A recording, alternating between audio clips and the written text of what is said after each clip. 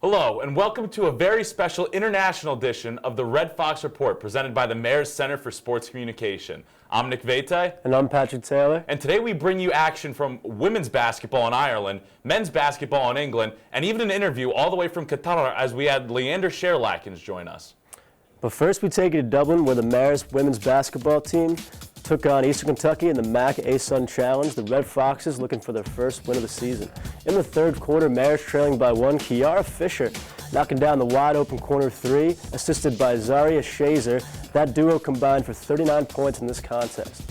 Later on, a steal by Maeve Donnelly sets up a transition play where Juliana Bonilla sets up Maeve Donnelly with a beautiful pass inside that capped off a 9-0 run to begin the second half. Marist forced Eastern Kentucky into a whopping 30 turnovers in the day.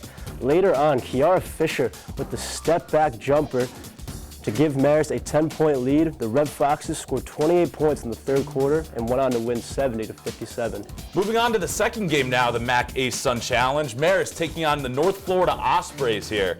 We'll kick things off in the second quarter as Marist in transition. It's going to be Kendall Crick who gets the deep three to go. She puts the Red Foxes up 9 early in the second quarter. Just a few minutes later now, it's going to be Kiara Fisher this time driving towards the rim, kicking it out, and it's going to be Juliana Bonilla who gets in on the action, this time from 3. Marist takes control of this one 27-15 here. North Florida, they're going to switch things up and go to a zone, but it's no match for Zaria Shazer as she gets that one to go. She would finish the day with 16 points. Kendall Crick is going to get another 2 on this sequence, and Marist, they're going to give the Ospreys an Irish goodbye as they go on to cruise to a victory, 61-45. The men's basketball team traveled abroad to take on Maine in London, where a nail-biter in that game, which they won 62-61 behind a career-high 27 points from Patrick Gardner and 7 late clutch points from Cam Ferris in the final 2 minutes, including the game winner. For more, we send it over to John Dunn.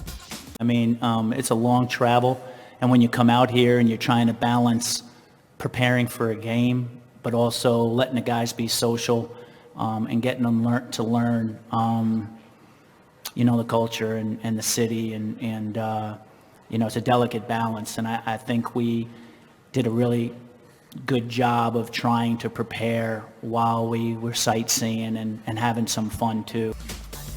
Our very own Nick Vete got the opportunity to speak with Leander Sherlackens on his experience in Qatar following the World Cup. What is remarkable about Doha, which is where really all but one of the stadiums are in kind of the greater Doha area, and the other one is like 40 minutes away in Al Khor, is that it's also a city that's been entirely remade for this World Cup. They made a subway system with 3 separate lines that didn't exist like a year ago. But at the same time, the place is still very much under construction. Even though a lot of that stuff has been scaled back for the duration of the tournament, like everywhere you go, they're building. So it's there, but it's also not. It's been hidden, but you can still kind of sense it.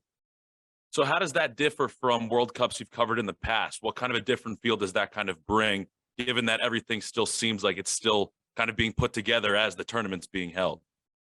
There's always a feeling at World Cups of being sort of unfinished. This is my 3rd one. I was in South Africa in 2010. They were not ready. I was in Brazil in 2014. They weren't ready either. But with this one, and I'm glad you bring this up, there is kind of a feeling of artifice to this entire World Cup, which is a shame. Like, it looks like a World Cup, it sounds like a World Cup, but it doesn't entirely feel like one. I've not seen nearly as many fans as I have at previous World Cups, even though those tournaments are spread out over these vast countries. This one is concentrated into an area the size of really, Connecticut, and a little bit smaller when you consider that it's all kind of in one city.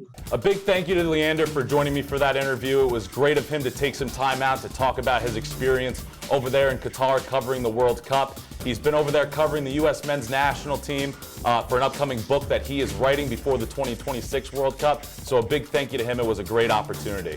Unfortunately, that's all the time we have for you here today on the Red Fox Report presented by the Marist Center for Sports Communication. I'm Nick Vete. And I'm Patrick Taylor. And we will see you next time.